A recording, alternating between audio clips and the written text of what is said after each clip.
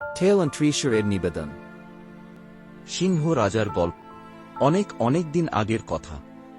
একদিন সিংহরাজ অরিন্দম স্বর্ণাভ কেশর ও তীক্ষ্ণ চাহানির অধিকারী গভীর অরণ্যের রাজার আসনে বসে। সূর্যাস্তের রঙিন আলো তার চারপাশে ছড়িয়ে পড়ে, আর সমস্ত প্রাণী তাকে সসম্মানে অভিবাদন জানায়। রাজকুমারী মৃণালিনী তার সোনালী কেশ এলিয়ে লাল সোনালী পোশাকে অরণ্যের মাঝে এসে দাঁড়ায়। তার চোখে ভয় নেই, বরং এক অদ্ভুত কৌতূহল। সামনে রাজসিংহ অরিন্দম, দুর্দান্ত অথচ একা। পূর্ণিমার রাতে সিংহরাজ ও মৃণালিনী মুখোমুখি দাঁড়ায়। চাঁদের আলো তাদের চারপাশে রূপালী আভা ছড়িয়ে দেয়।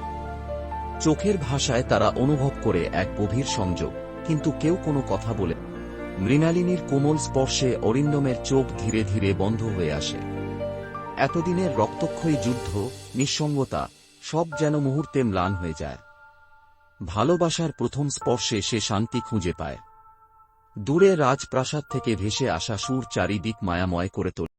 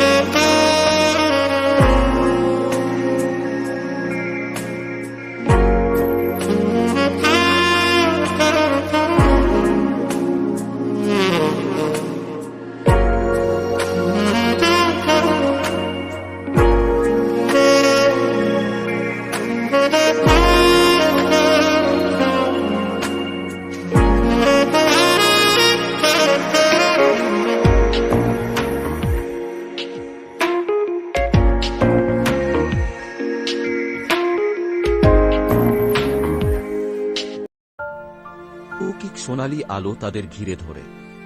মুহূর্তের মধ্যে সিংহরাজ অরিন্দম পরিবর্তিত হয়ে যায় এক রাজপুত্রে। তার স্বর্ণকেশ উড়ছে বাতাসে, চোখে গভীর ভালোবাসা। মৃণালিনী বিস্ময়ে তাকিয়ে থাকে। কুমারী মৃণালিনী ও সিংহরাজ অরিন্দমের ভালোবাসার কথা যখন রাজা জানতে পারলেন, তখন তিনি ক্রোধে ফেটে পড়লেন। তিনি তার বিশাল সৈন্যবাহিনীকে আদেশ দিলেন অরণ্যে গিয়ে সিংহরাজকে হত্যা করতে।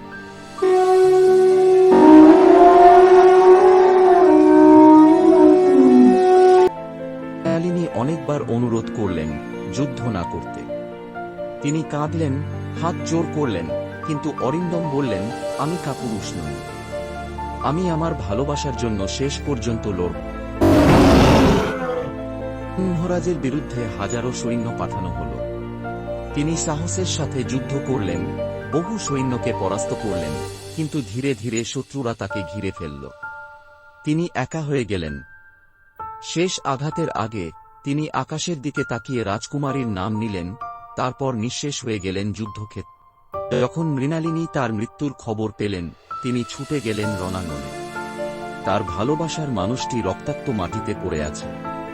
তিনি সারাদিন কেঁদে কেঁদে সিংহরাজের দেহ জড়িয়ে ধরে রইলেন। রাত গভীর হলে তিনি দুঃখে ও শোকে প্রাণ ত্যাগ করলেন। তারপর থেকে রাজ্য জুড়ে তাদের ভালোবাসার কাহিনী ছড়িয়ে পড়ল। প্রজারা তাদের স্মরণে একটি বিশাল মূর্তি স্থাপন করল।